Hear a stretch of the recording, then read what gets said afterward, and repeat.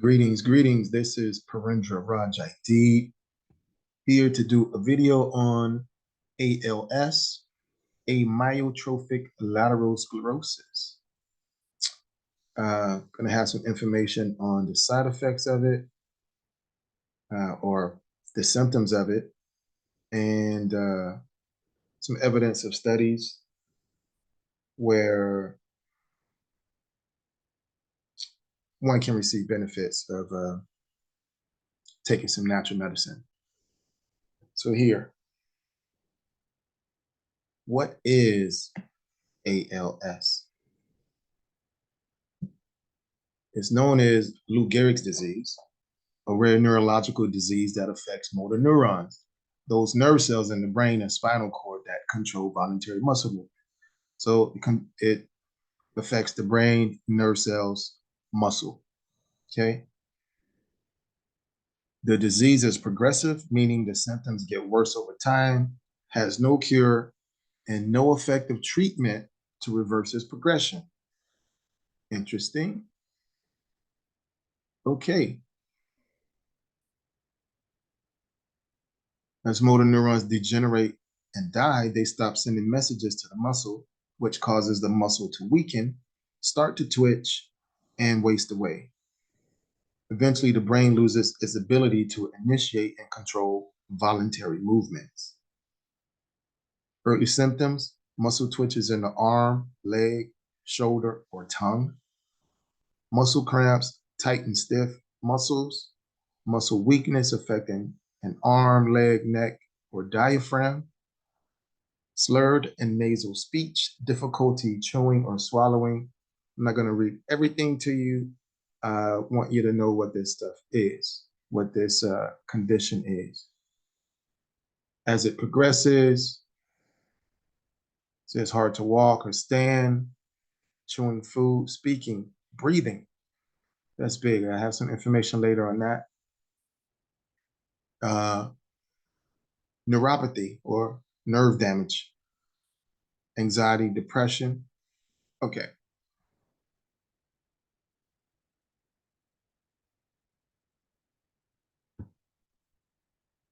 There's something here. Get out of here.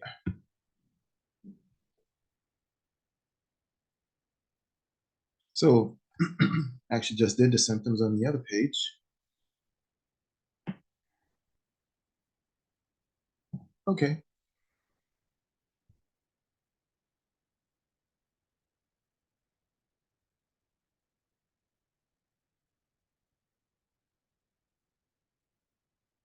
Lou Gehrig and the history of ALS. Amyotrophic comes from the Greek language, which that's where most of the medical terminology comes from. It's Greek. A means no. Myo refers to the muscle, and trophic means nourishment. So amyotrophic means no muscle nourishment. And when the muscle has no nourishment, it atrophies or wastes away. Like if someone had no nutrients from eating, the muscles would waste away and they not do so well. Lateral identifies the area in the person's spinal cord where the portions of the nerve cells that control the muscles are located. As it degenerates, it leads to scarring and hardening in the region.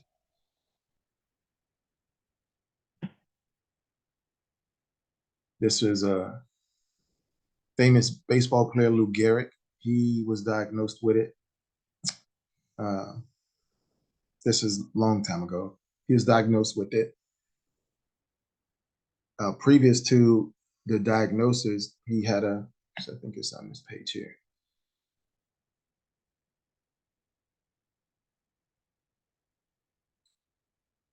Beloved baseball player Lou Gehrig. For many years, ALS was commonly known as Lou Gehrig's disease. Played 17 years and received the moniker and nickname Iron Horse due to his ability to play baseball, despite suffering from a variety of injuries. Now, when most people have an injury, especially they have to do their job, despite the injury, they look for means to ease the pain from the injury. And most times that is medication. It's important to know.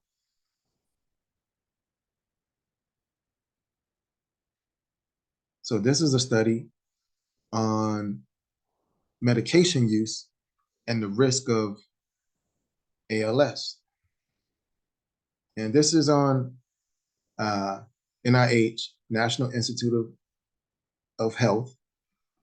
This agency works directly with Dr. Dr. Fauci is now retired, but this agency worked directly with his agency, National Allergy Infection, blah, blah. So the study was to see whether medications act as potential risk factors for ALS. The methods used were they took studies were included if published in English, explored medication use as exposure and development of ALS as outcome, and the design was a human observational study. Clinical trials, reviews, comments, editorials, and case reports were excluded. The results of the 4,760 studies identified 25 articles, including 13 case control studies, 5 nested case control studies. I'm not going to read all that, that's a lot.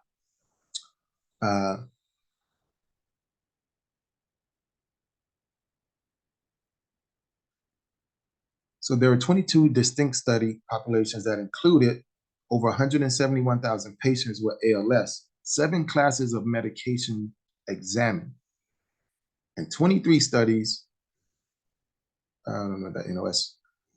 There's a general lack of agreement between studies on the association of cholesterol-lowering drugs, anti-inflammatory drugs, immunosuppressants, antibiotics, oral contraceptives, or hormone replacement therapy, anti-hypertensive drugs, which are blood pressure lowering drugs, anti-diabetic, and drugs for psychiatric and neurological disorders.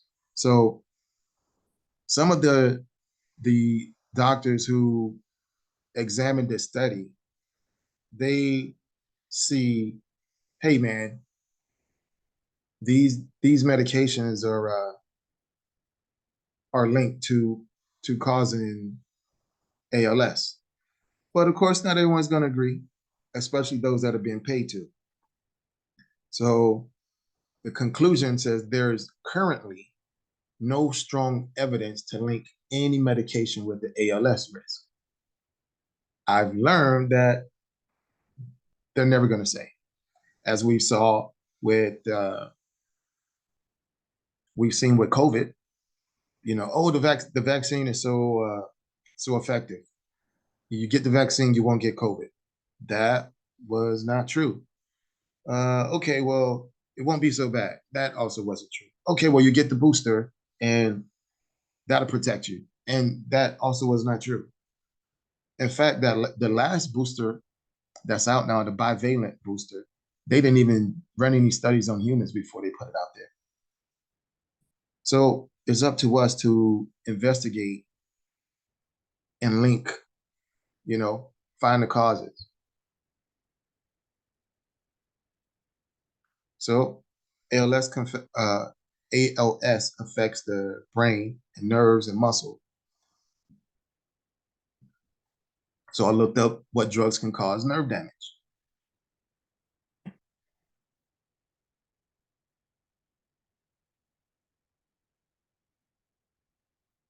What are some of the causes? Car accidents, sports injuries, falls, other events. Other causes of nerve damage include disease, cancer, medications, right? Let's look at the symptoms of nerve damage, because that's important in this video. There are several signs of nerve damage. Damage to the peripheral nervous system, arms, legs, toes, feet. usually leads to numbness and tingling sensations in the extremities. This includes, there we go, just said that. Damage to the nervous system often results in problems with balance and coordination. Common signs nerve damage include dizziness, blurred vision, headache, and loss of bladder control.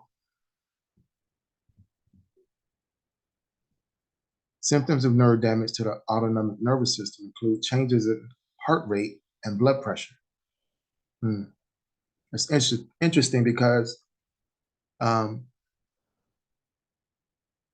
blood pressure medication is one kind that some of the doctors say, hey, there's a link with this with blood pressure medicine and ALS.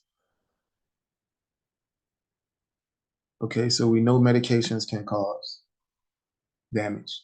What kind of medications? Again, antibiotics, blood thinners, diabetic medicines, hormone, immunosuppressants, non-steroidal anti-inflammatory drugs, that's aspirin and Tylenol kind of stuff, and prescription vaccines. Oh yeah, vaccines. Okay. Illegal drugs. And the reason all these things cause these issues is because it's toxic to the body.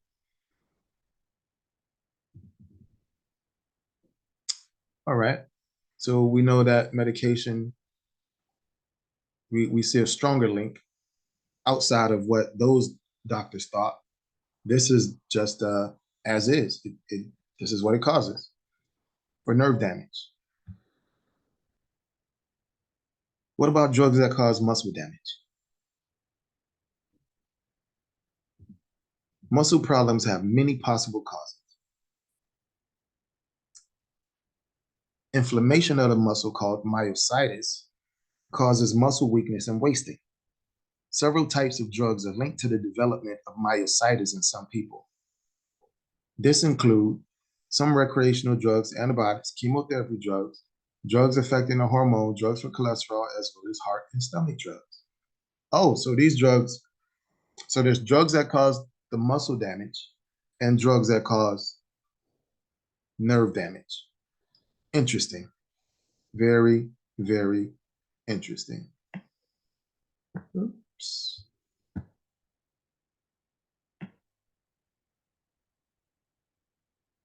Okay, I'll get into all of that. So, uh, they said antibiotics, right? Then let's look up an antibiotic. Vancomycin.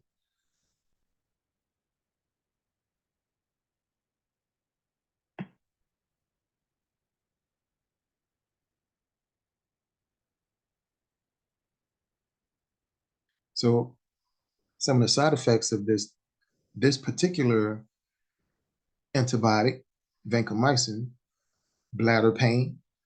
Bladder pain might cause somebody to pee on themselves too, to lose bladder control. Bloating or swelling in the face. Not going to read all of it. Going to read the ones that are linked, that I find a link to, or let's say has the same symptoms, same side effect symptoms of ALS, right? Painful urination, that might go with that. Irregular heartbeat, lower back or side pain, that's muscle pain. There you go, muscle pain or cramps. Nausea, numbness or tingling in the hands or feet. So that's the nerve damage right there, as read on ALS symptoms. Seizures affects the brain, right? Unusual tiredness or weakness. This sounds like ALS. Vomiting, trouble breathing. Hmm.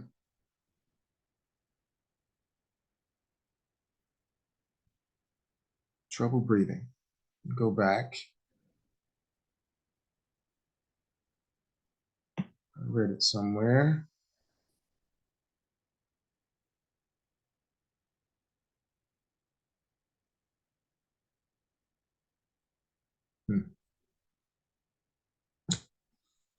come across it again.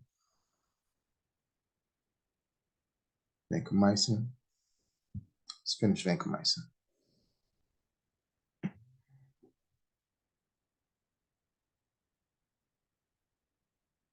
Blurred vision.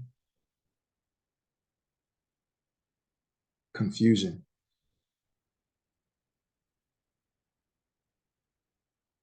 Dizziness, faintness, lightheadedness,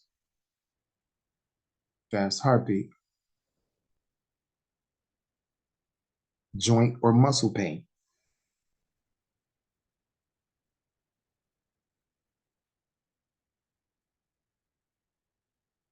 headache. It's another sign that there's something going on in the head or the brain, right? Getting headaches.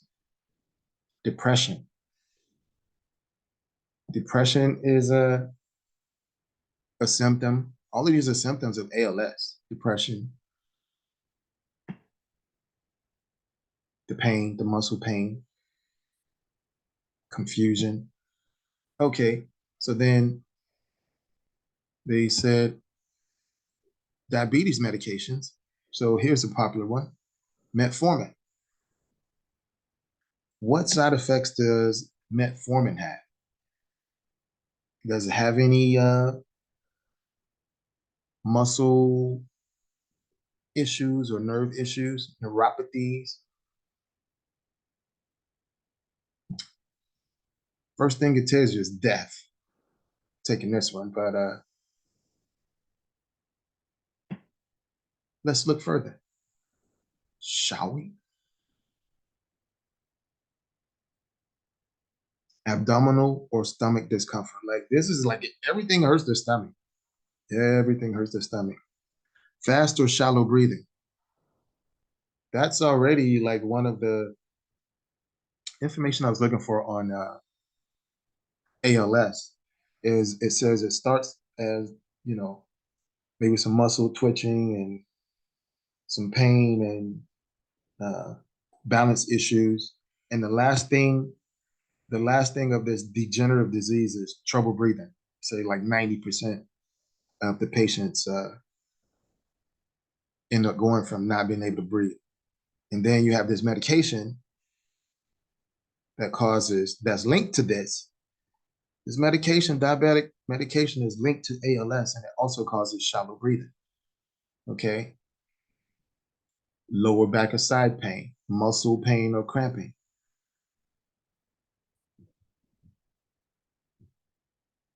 Anxiety, that's affecting the brain hormone. Coma, confusion, depression. Depression is part of it. Difficult or labored breathing, that's part of ALS.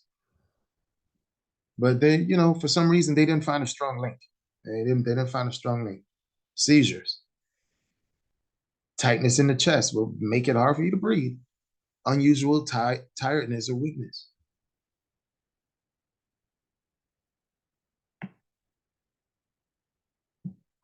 Behavior change similar to being drunk. Difficulty with concentrating. Lack or loss of strength. Restless sleep.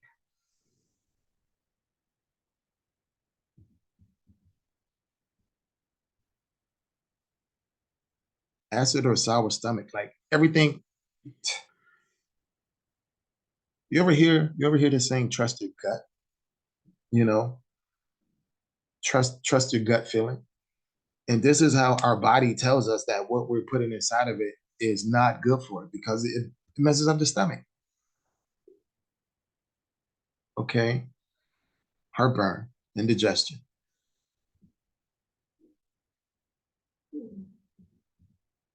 stomach upset or pain, vomiting, weight loss. Well, one will lose weight if they're losing muscle.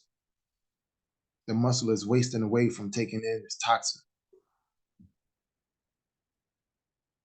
Difficulty with moving, joint pain.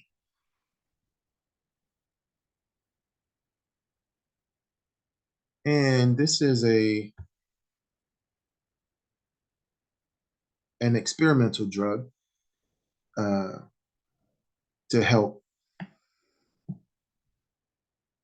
to allegedly help with ALS symptoms.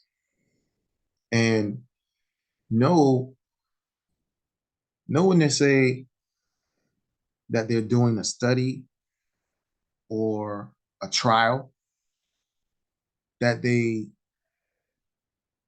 mean experiment, because they've only used it on animals, and the animals are going to have the same side effects. You give them the right dose.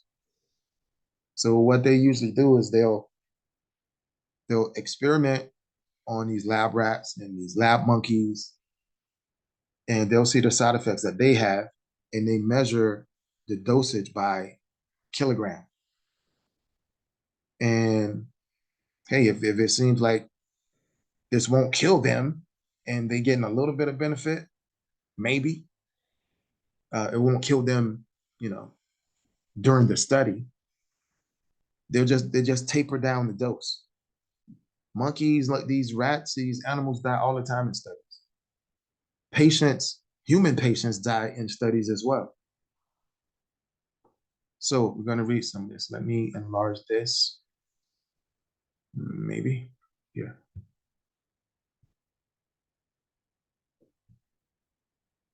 Yeah. Okay, so this is a new medication for me. This hasn't been out long. So I'm not exactly sure how to pronounce it, but I'm going to use my pronunciation. I'm going to call it Relivrio, right? Relivrio. Is indicated for the treatment of ALS.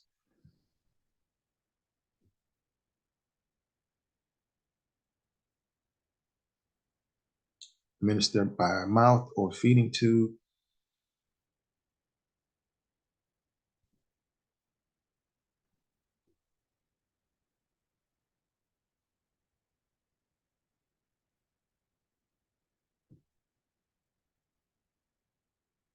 6.1.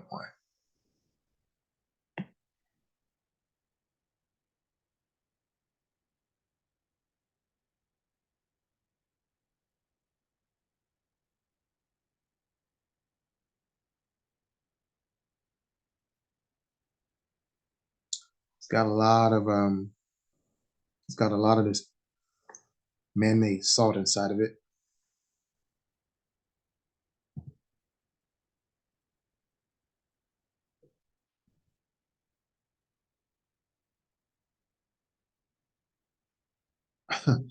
So this is the package.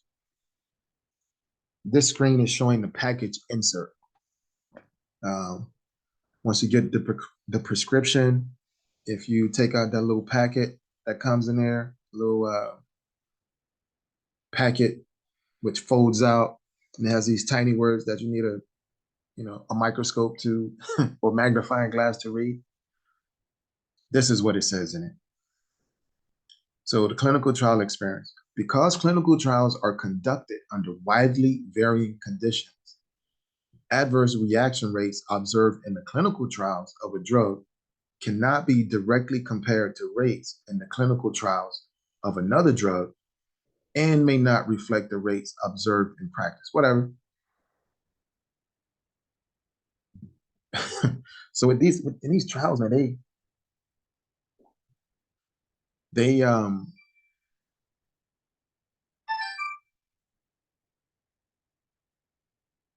excuse me. In these trials, they get these they weed out certain patients after they start having certain side effects because they don't want that as okay, well, shoot, that person died. Oh, they were taking medication for something else. They were diabetic. Oh, well, the diabetes killed them. So we're not gonna count that. They doctor it. That's what I was trying to say. So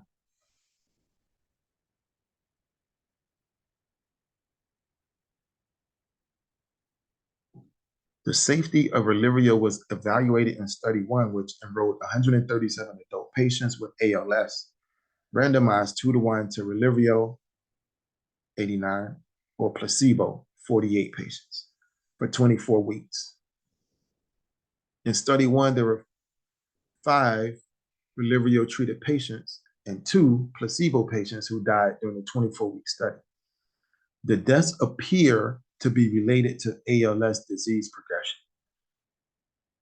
Now, again, in the disease progression, they say 90% of the patients die from respiratory failure. And as we saw, a couple of the medications that is linked to ALS causes respiratory failure. So this one, there's not a lot of information on it because, hey, it's an experiment. It is an experiment.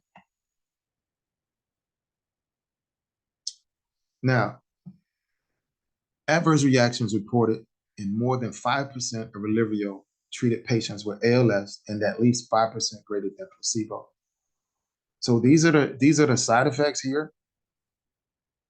And these are the patients that were given the drug. And these are the patients that have ALS that didn't get the drug, but they didn't know because they took something. They took a placebo, which wasn't the drug. And it shows here that this is percentages. These numbers are percentages. Diarrhea is a larger percentage of the patients taking Relyvrio. Higher percentage of all of these actually. Abdominal pain, nausea, upper respiratory tract infection. See, so it weakens the immune system, right? Fatigue. Why the fatigue? Is it causing some issue with the muscles?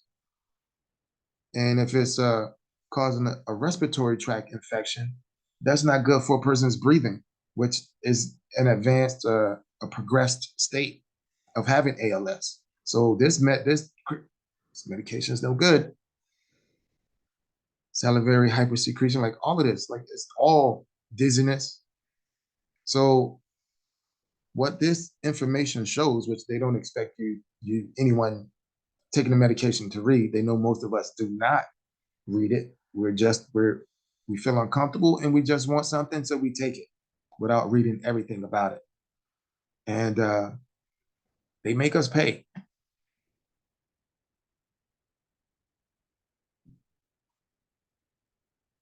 Then of course it can react with other drugs.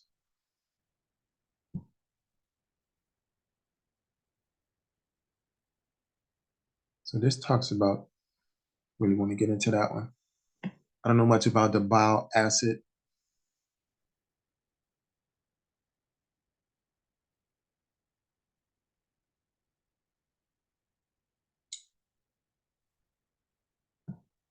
I'm going to look over the bile acid one.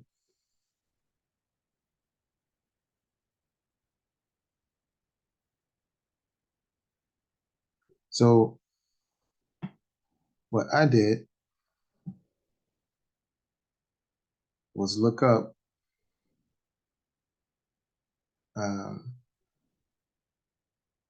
this right here are the chemicals that make up the drug Relyvrio. So this is what this is, because there wasn't much information on Relyvrio because they're using another name for these two chemicals combined. So there's not much information on Relyvrio itself, but here we go. Unwanted side effects: diarrhea, nausea, stomach pain. We've seen that in Relyvrio, right? So what the Relyvrio insert won't say is the body aches, pain, chills, cough, ear congestion. So these are basically all Relyvrio side effects. And right there, trouble breathing, okay? Unusual tiredness or weakness, loss of voice. Like I don't know, it's kind of hard for me to understand why I don't know. I'm not I'm not a fan of medicine. So, and in my experience, I've been a surgical technologist for almost 25 years now, and I don't really I don't take medication. I will not. So this is an herbal remedy that can help you. Now, I am not a doctor. I cannot give medical advice, but I can give my 2 cents, and I will. So what I did was did a search for central nervous system effect, ginkgo biloba, NIH. This is again National Institute of Health, right? NIH.gov. This is their uh, this is on their website.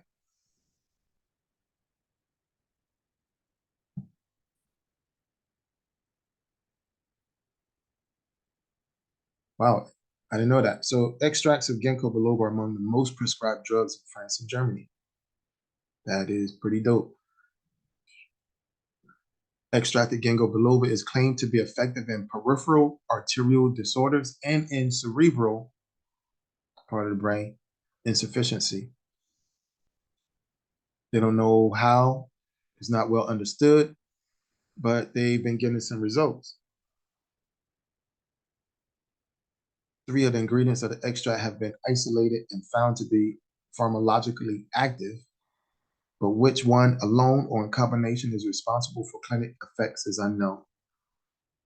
Yeah, well, it's the plant. Quit trying to quit trying to go so deep into it. Just get the plant, baby.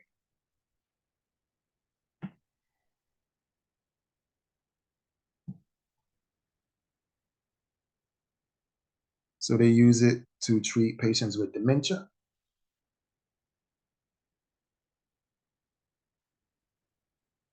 Oh, what happened to it? Must have looked over it. I thought it was I thought the article was longer. Let me find what I'm looking for here.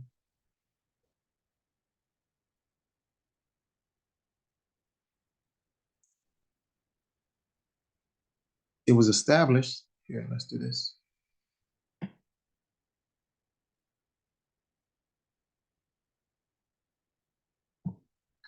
It was established that the pharmacological effects based on predetermined alpha frequency band in a computer analyzed electroencephalogram of extracted ginkgo biloba on the central nervous system are significantly different than placebo, and the high and low doses could be discriminated from each other. The 120 milligram, but particularly the 240 milligram single doses showed the most consistent central nervous system effects with an earlier onset and longer duration. So a larger, by giving the larger dose of the ginkgo biloba extract, that that gave earlier onset, faster results, and longer results, right? Oh, that's what I was. Furthermore, it was established that the electrophysiological effects of the extracted ginkgo biloba in central nervous system are similar to those of well-known cognitive activators, such as nootropics, as well as tacrine, the only marketed anti-dementia drug currently available in the United States. Hey, well, let's look this up. Huh?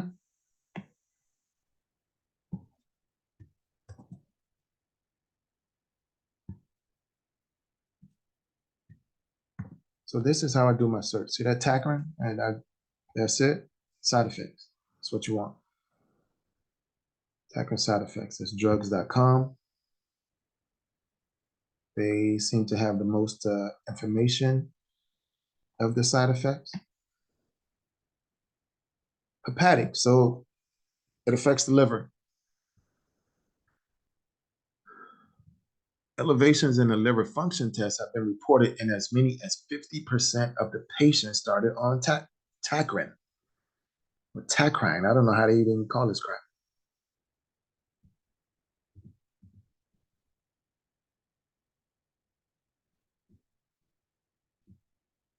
that's a lot of stuff, man.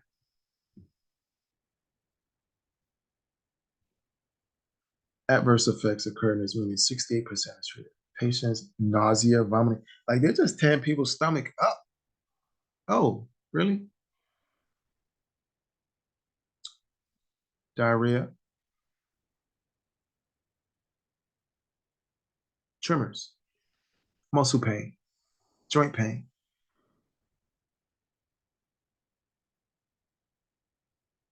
confusion, ALS symptoms, no?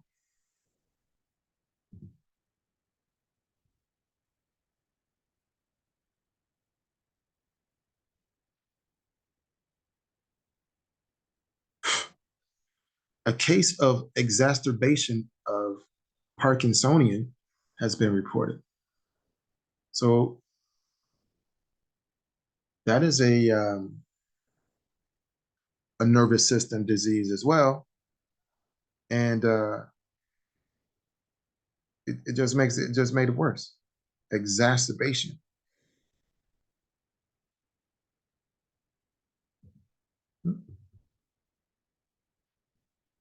Is that all we got on attack? Okay.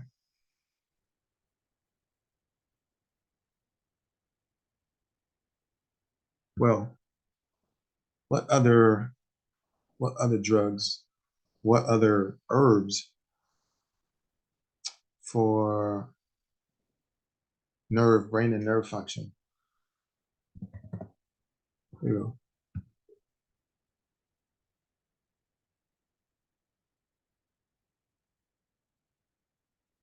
and look for, this is my 2 cents, not medical advice.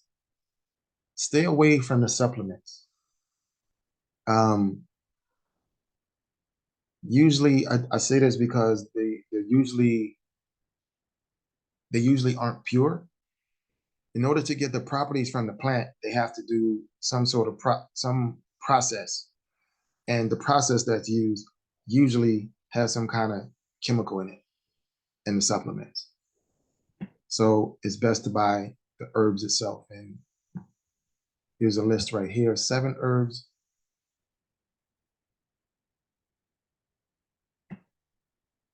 You still watching this video? Please like it for me, please. Appreciate it. Sage. Sage is an herb for memory. Well, that would show it has a brain effect. That has a number of brain benefits, okay? Sage might also improve cognition and aid in the treatment of Alzheimer's disease. Turmeric, and these things are easy.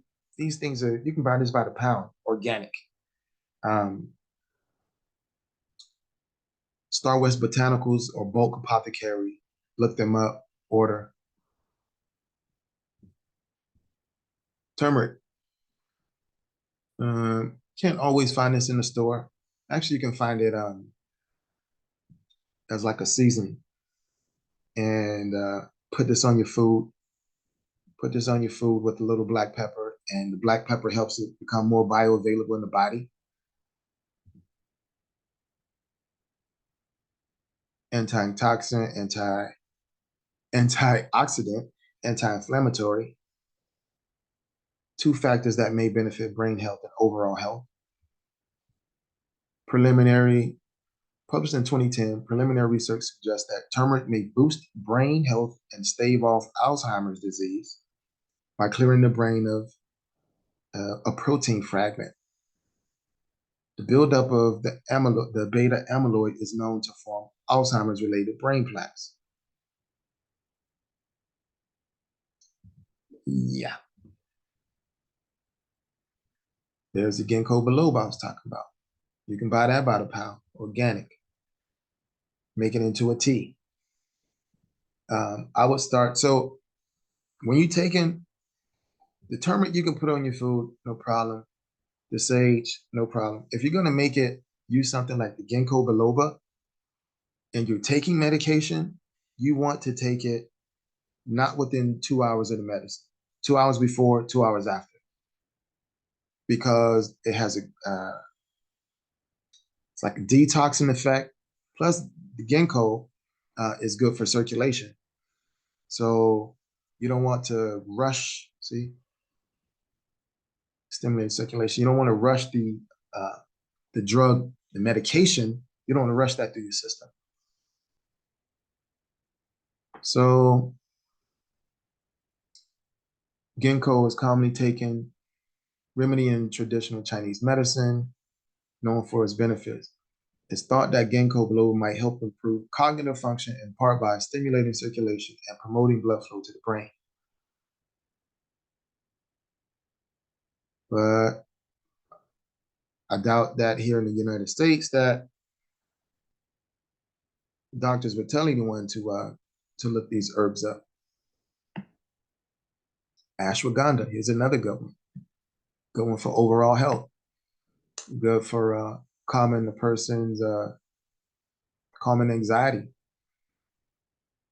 Can help lower blood pressure.